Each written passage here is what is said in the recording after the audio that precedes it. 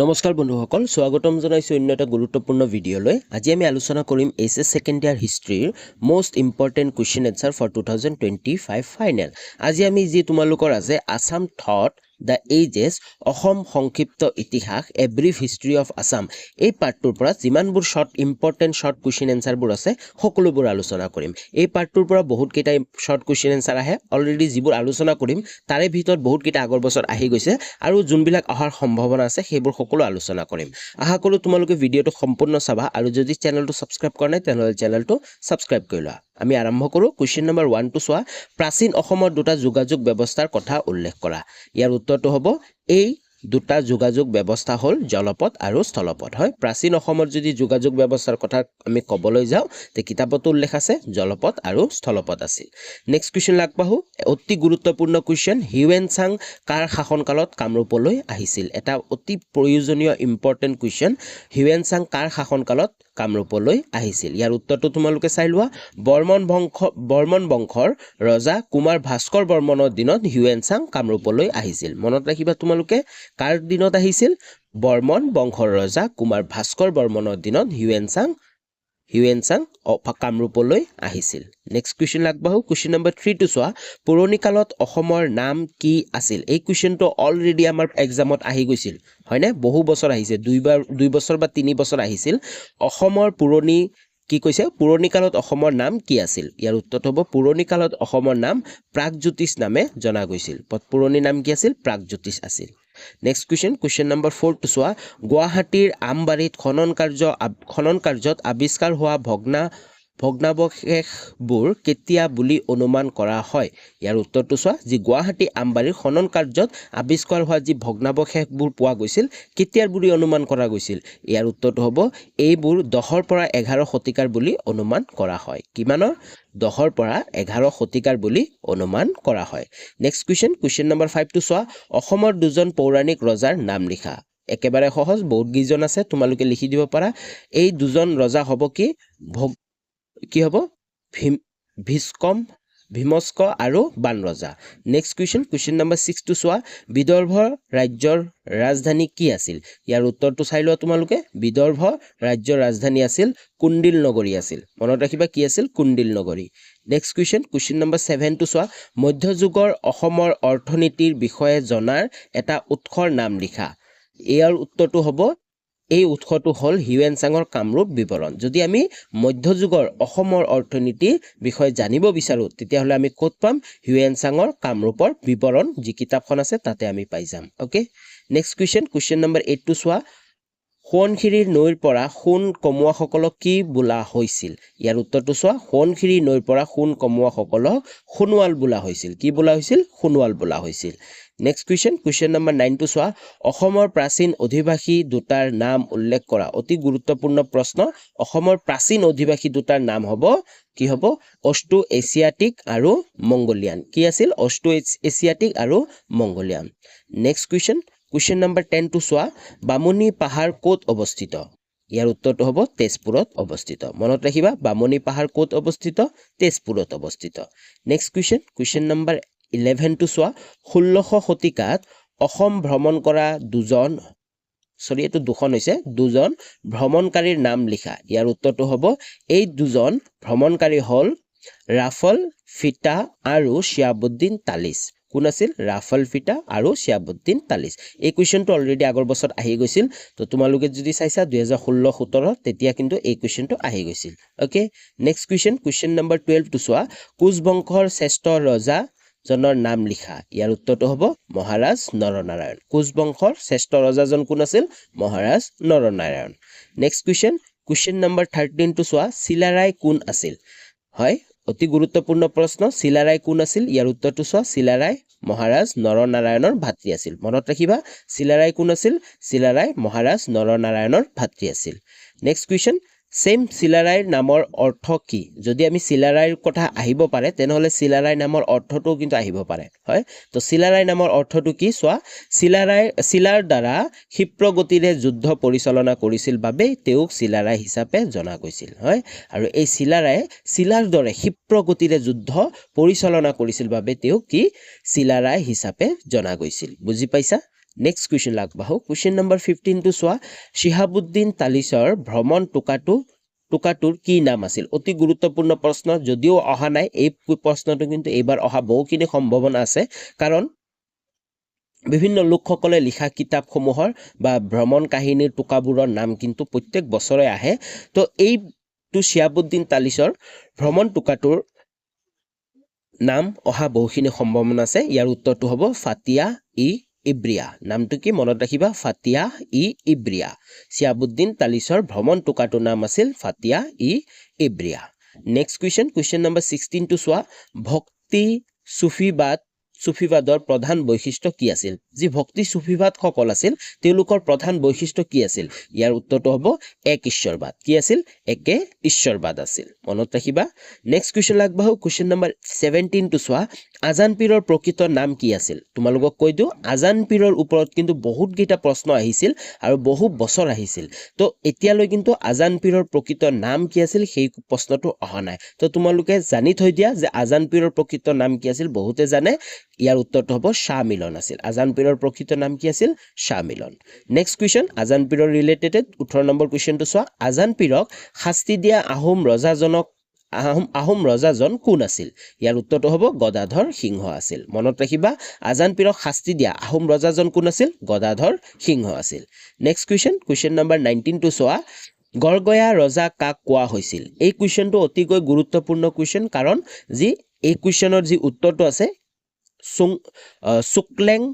চুকলেং মুঙক কোৱা হৈছিল এই চুকলেং মুঙৰ কথা কিন্তু বহু বছৰ আহিছিল আৰু অলৰেডি আৰু এটা কুৱেশ্যন আছে য'ত মই কৈ দিম তোমালোকক সেই কুৱেশ্যনটো ডাইৰেক্টলি আহিছিল ওকে নেক্সট কুৱেশ্যন 20 নম্বৰ কুৱেশ্যনটো চোৱা কোনজন আহোম ৰজাৰ শাসন কালত প্ৰথম মুদ্ৰাৰ প্ৰচলন ঘটিছিল সেম হ'ব উত্তৰটো যি চুকলেং মুঙৰ বা অথবা গড়গয়া ৰজাৰ শাসন কালত কি হৈছিল আহোম ৰজাৰ শাসন কালত কি হৈছিল প্ৰথম মুদ্ৰাৰ প্ৰচলন ঘটিছিল মনত ৰাখিবা এই চুকলেং মুং বা গড়গয়া ৰজাৰ দিনতে প্ৰথম মুদ্ৰাৰ প্ৰচলন ঘটিছিল নেক্সট কুৱেশ্যন নম্বৰ 21 টো চোৱা দৰং ৰাজবংশাৱলী কোনে ৰচনা কৰিছিল ইয়াৰ উত্তৰটো চোৱা দৰং ৰাজবংশাৱলী কোনে ৰচনা কৰিছিল বলদেৱ সূৰ্যহৰি দৈৱদত্তই লিখিছিল কোনে লিখিছিল বলদেৱ সূৰ্যহৰি দৈৱদত্তই লিখিছিল নেক্সট কুৱেশ্যন 22 নম্বৰ কুৱেশ্যনটো চোৱা চকৰি ফেটি বুৰঞ্জী লেখক কোন এই কুৱেশ্যনটো আমাৰ আহি গৈছিল অলৰেডি ৰিপিট হৈছে বহু বছৰ তো ইয়াৰ উত্তৰটো হ'ব নুমলী বৰগোহাঁই মনত ৰাখিবা যি চকৰি ফেটি বুৰঞ্জী লেখক কোন Numali Borgohain next question 23 number কুৱেশ্যনটো চোৱা কোন চনত ইয়াণ্ডাবু সন্ধি স্বাক্ষৰিত হৈছিল এই কুৱেশ্যনটো আমি বহুবাৰ পাইছোঁ হয়নে বেলেগ ছাবজেক্টতো পাইছোঁ পলিটিকেলতো আমি আলোচনা কৰিছিলোঁ হয়নে ইয়াৰ উত্তৰটো হ'ব 1826 চনৰ 24 ফেব্ৰুৱাৰী তাৰিখে স্বাক্ষৰিত হৈছিল মনত ৰাখিবা ইয়াণ্ডাবু সন্ধি কেতিয়া স্বাক্ষৰিত হৈছিল 1826 চনৰ 24 ফেব্ৰুৱাৰী তাৰিখে নেক্সট কুৱেশ্যন নম্বৰ 24 টো চোৱা অসমৰ প্ৰথমজন ইংৰাজ প্ৰশাসনীয় বিষয়া কোন আছিল এই কুৱেশ্যনটো আমাৰ ৰিপিট হৈছে অলৰেডি আগৰ বছৰত আহি গৈছিল ইয়াৰ উত্তৰটো হ'ব ডেভিড স্কট আছিল নেক্সট কুৱেশ্যন 25 নম্বৰ কুৱেশ্যনটো চোৱা কোন চনত অসম প্ৰদেশ গঠন কৰা হয় অতি গুৰুত্বপূৰ্ণ প্ৰশ্ন অলৰেডি এই কুৱেশ্যনটো এতিয়ালৈ অহা নাই যদিও অহাৰ বহুখিনি সম্ভাৱনা আছে ইয়াৰ উত্তৰটো 1874 চনত গঠন কৰা হৈছিল নেক্সট কুৱেশ্যন 26 নম্বৰ কুৱেশ্যনটো চোৱা গোমধৰ কোঁৱৰ কোন আছিল অতি গুৰুত্বপূৰ্ণ প্ৰশ্ন জানি থবা তোমালোকে গোমধন কোঁৱৰে প্ৰথমে ইংৰাজ বিৰোধী আন্দোলন আৰম্ভ কৰিছিল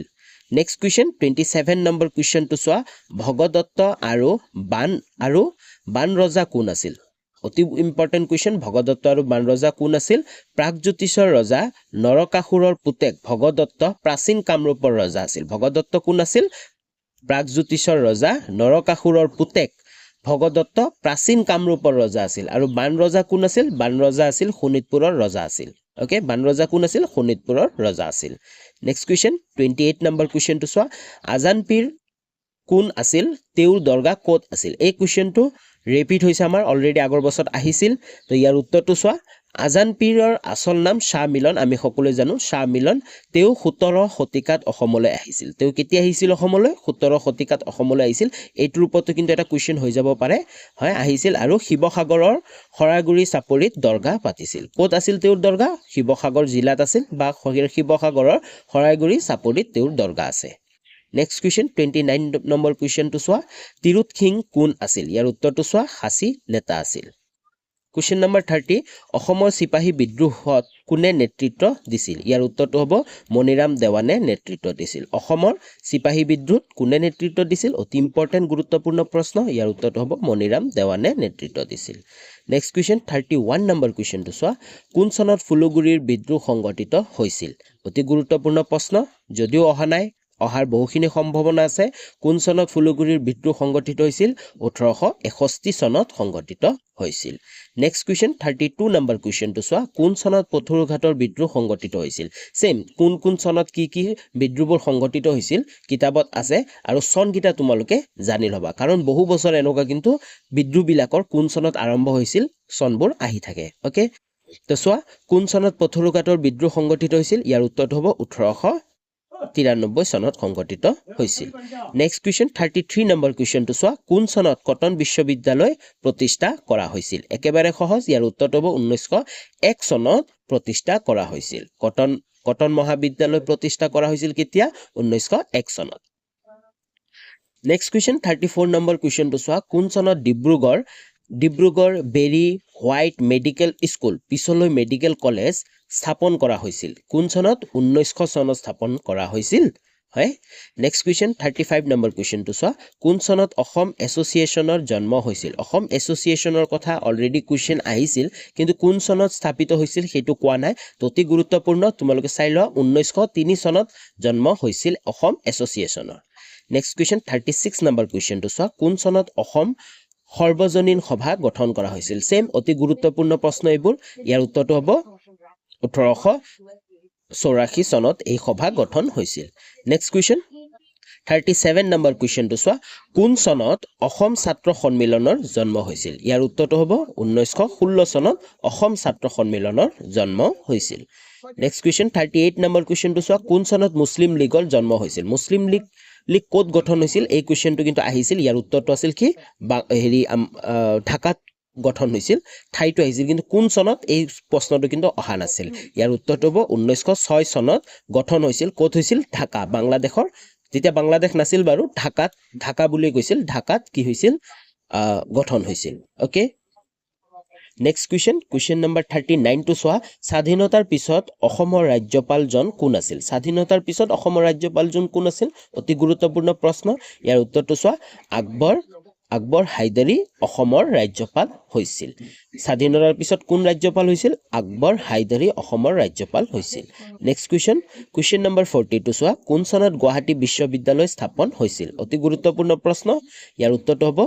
1948 চনত স্থাপন হৈছিল নেক্সট কুৱেশ্যন নম্বৰ 41 টো চোৱা অসমৰ প্ৰথমে ক'ত কৃষক বিদ্ৰোহ হৈছিল অসমৰ ক'ত প্ৰথমে কৃষক বিদ্ৰোহ হৈছিল আমি সকলোৱে জানো নগাঁৱৰ ফুলগুৰিত প্ৰথমে কৃষক বিদ্ৰোহ হৈছিল এই কুৱেশ্যনটো কিন্তু অলৰেডি এক্সামত আহি গৈছে নেক্সট কুৱেশ্যন 42 নম্বৰ কুৱেশ্যনটো চোৱা এতিয়ালৈকে আৱিষ্কৃত সৰ্বাধিক পুৰণি আহোম মুদ্ৰাসমূহ কোনজন আহোম ৰজাৰ দিনৰ একেবাৰে সহজ আমি অলৰেডি পাই আহিছিলোঁ তোমালোকক মই কৈছিলোঁ যে চুকলেং মুং বা গড়গয়াৰ ৰজাৰ দিনত আৰু তেওঁৰ দিনতে মুদ্ৰাৰ প্ৰচলনো আৰম্ভ হৈছিল আৰু চুকলেং মুং ৰজাক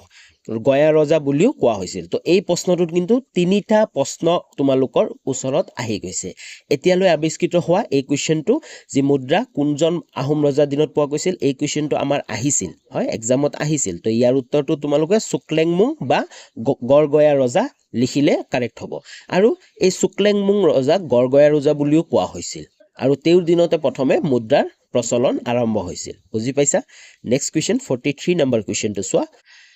মেককেপ কেতিয়া কোন জিলাৰ উপায়ুক্ত আছিল উত্তৰটো চোৱা মেককেপ 1894 চনৰ 6 জানুৱাৰীত কামৰূপ জিলাৰ উপায়ুক্ত আছিল নেক্সট কুৱেশ্যন নম্বৰ 44 টো চোৱা চট্টগ্ৰাম আৰু কি নামেৰে জনাজাত নামেৰে পৰিচিত ইয়াৰ উত্তৰটো হ'ব চট্টগ্ৰাম আৰু চিটাগং নামেৰে পৰিচিত চট্টগ্ৰাম কি নামেৰে পৰিচিত চিটাগং নামেৰে পৰিচিত নেক্সট কুৱেশ্যন নম্বৰ 45 টো চোৱা অৰুণোদয় কাকত কোন ঠাইৰ পৰা প্ৰকাশিত হৈছিল অতি গুৰুত্বপূৰ্ণ প্ৰশ্ন অৰুণোদয় কোন ঠাইৰ পৰা প্ৰকাশিত হৈছিল ইয়াৰ উত্তৰটো হ'ব শিৱসাগৰৰ পৰা প্ৰকাশিত হৈছিল অলৰেডি এই কুৱেশ্যনটো আগৰ বছৰত আহিছিল কিন্তু নেক্সট কুৱেশ্যন নম্বৰ 46 টো চোৱা পানীন্দ্ৰ গগৈয়ে লিখা বিখ্যাত কিতাপখনৰ নাম কি ইয়াৰ উত্তৰটো হ'ব পানীন্দ্ৰ গগৈ লিখা বিখ্যাত কিতাপখনৰ নাম হ'ল ল'ৰা শিক্ষা মনত ৰাখিবা পানীন্দ্ৰ গগৈয়ে লিখা বিখ্যাত কিতাপখনৰ নাম হ'ল ল'ৰা শিক্ষা নেক্সট কুৱেশ্যন 47 নম্বৰ কুৱেশ্যনটো চোৱা আহোমৰ প্ৰথম ৰাজধানী ক'ত আৰু কেতিয়া স্থাপন কৰা হৈছিল অতি গুৰুত্বপূৰ্ণ প্ৰশ্ন এই কুৱেশ্যনটোত কিন্তু তোমালোকৰ দুটা কুৱেশ্যন পাই যাবা তোমালোকে আহোমৰ প্ৰথম ৰাজধানী চৰাইদেউ ক'ত প্ৰথম ৰাজধানী আছিল গঠন কৰা হৈছিল চৰাইদেউ আৰু কৈছে কেতিয়া স্থাপন কৰা হৈছিল 1253 খ্ৰীষ্টাব্দত স্থাপন কৰা হৈছিল ওকে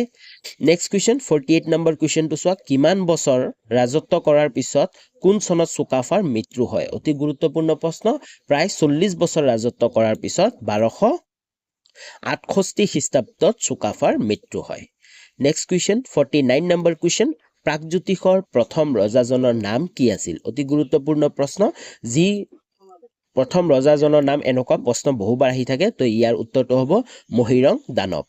নেক্সট কুৱেশ্যন 50 নম্বৰ কুৱেশ্যনটো চোৱা কেতিয়া আহোমৰ ৰাজধানী যোৰহাটলৈ স্থানান্তৰিত হৈছিল কেতিয়া আহোমৰ ৰাজধানী যোৰহাটলৈ স্থানান্তৰিত হৈছিল ইয়াৰ উত্তৰটো চোৱা মোৱামৰীয়া বিদ্ৰোহৰ পিছত আহোম ৰাজধানী যোৰহাটলৈ স্থানান্তৰিত হৈছিল নেক্সট কুৱেশ্যন নম্বৰ 51 টো চোৱা পাল বংশৰ শেষৰজন ৰজাৰ নাম কি আছিল যিমানগিটা বংশৰ কথা আছে তাৰ শেষৰজন ৰজা এই ভিডিঅ'টোত কমপ্লিট মই দি থৈ দিছো বহুতগিটা প্ৰশ্ন পালা তোমালোকে হয়নে তো ইয়াৰ উত্তৰটো হ'ব চোৱা পাল বংশৰ শেষৰজন ৰজা আছিল ধৰ্মপাল নেক্সট কুৱেশ্যন বৰ্মন বংশৰ শেষৰজন ৰজাৰ নাম কি সেম মই কৈ দিলো তোমালোকৰ শেষৰজন ৰজা যিমানগিটা আছিল কিতাপত গোটেইগিটা এই ভিডিঅ'টোত তোমালোকৰ আছে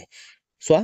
বৰ্মন বংশৰ শেষৰজন ৰজা কোন আছিল বৰ্মন বংশৰ শেষৰজন ৰজা আছিল Bhaskar Varman next question 53 number কুৱেশ্যনটো চোৱা কছাৰীসকলৰ ৰাজধানীৰ নাম কি ইয়াৰ উত্তৰটো অতিকৈ সহজ কছাৰীসকলৰ ৰাজধানীৰ নাম হ'ল ডিমাপুৰ নেক্সট কুৱেশ্যন 54 নম্বৰ কুৱেশ্যনটো চোৱা আহোম ৰাজ্যৰ প্ৰতিষ্ঠা কোন আছিল অতিকৈ সহজ আমি ক'ব নালাগে তোমালোকে সকলোৱে জানা তথাপিতো কৈ দিছো যাতে কিছুমানৰ যদি কনফিউজন একো নহয় আহোম ৰাজ্যৰ প্ৰতিষ্ঠাতা আছিল আমাৰ চাওলুং চুকাফা হয় আমি সকলোৱে জানো চাওলুং চুকাফা আছিল চাওলুং চুকাফাই আহোম ৰাজ্য প্ৰতিষ্ঠা কৰিছিল নেক্সট কুৱেশ্যন 55 নম্বৰ কুৱেশ্যনটো চোৱা আহোম ৰাজ্যৰ প্ৰথম ৰাজধানীখনৰ নাম কি ইয়াৰ প্ৰশ্নৰ উত্তৰটো কিন্তু মই লিখা নাই কাৰণ অলৰেডি আমি আলোচনা কৰি আহিছো তোমালোকে এই প্ৰশ্নৰ উত্তৰটো তোমালোকে কমেন্ট বক্সত গৈ তোমালোকে কমেন্ট কৰা যাৰ যাৰ কমেন্ট কাৰেক্ট হ'ব তাক মই লাইক দিম তো 55 লিখি দিবা তোমালোকে 55 লিখি ওকে 55 লিখি তোমালোকে উত্তৰটো লিখিবা আহোম ৰাজ্যৰ প্ৰথম ৰাজধানীখনৰ নাম কি নেক্সট কুৱেশ্যন লাগবাহু 56 নম্বৰ কুৱেশ্যনটো চোৱা কোচ বংশৰ সৰ্বশ্ৰেষ্ঠ ৰজাজনৰ নাম কি ইয়াৰ উত্তৰটো অতিকৈ সহজ কোচ বংশৰ সৰ্বশ্ৰেষ্ঠ ৰজাজনৰ নাম হ'ল নৰনাৰায়ণ নেক্সট কুৱেশ্যন 57 নম্বৰ কুৱেশ্যনটো চোৱা গদাপাণি কোন আছিল ইয়াৰ উত্তৰটো হ'ব গদাপাণি আছিল আহোম ৰাজ্যৰ এজন পৰাক্ৰমী ৰজা আৰু তুংখুংগীয়া ফৈদৰ গোৱৰ ৰজাৰ পুত্ৰ নেক্সট কুৱেশ্যন 58 নম্বৰ কুৱেশ্যনটো চোৱা ভূঞা শব্দৰ অৰ্থ কি ইয়াৰ উত্তৰটো হ'ব ভূঞা শব্দৰ অৰ্থ মাটিৰ মালিক বা জমিদাৰ নেক্সট কুৱেশ্যন নম্বৰ 59 টো চোৱা আহোম ৰাজপাটত উঠা প্ৰথম মহিলাগৰাকীৰ নাম কি আছিল ইয়াৰ উত্তৰটো অলৰেডি এই কুৱেশ্যনটো আমাৰ আহি গৈছিল এক্সামত আহোম ৰাজপাটত উঠা প্ৰথম মহিলাগৰাকীৰ নাম আছিল ফুলেশ্বৰী বৰকৌৰী হয় ফুলেশ্বৰী বৰকৌৰী আছিল ওকে তো আজিলৈ ইমানখিনি আছিল আশা কৰো তোমালোকে ভিডিঅ'টো ভাল পাইছা তোমালোকৰ ৰিভিজন খিনি হৈ গৈছে যি অসম হিষ্ট্ৰীৰ পৰা অথবা অসম ইতিহাসৰ পৰা যিমানবোৰ শৰ্ট কুৱেশ্যন আহিব পাৰে গোটেইবোৰ আলোচনা কৰিছো আৰু এই ভিডিঅ'টোতে আগৰ বছৰত আহা বহুকেইটা প্ৰশ্নও আছে আশা কৰো তোমালোকৰ বহুখিনি সহায় হ'ব তো আজিলৈ ইমানখিনি আছিল পুনৰ লগ পাম নতুন এটা ভিডিঅ'লৈ তেতিয়ালৈ বাই বাই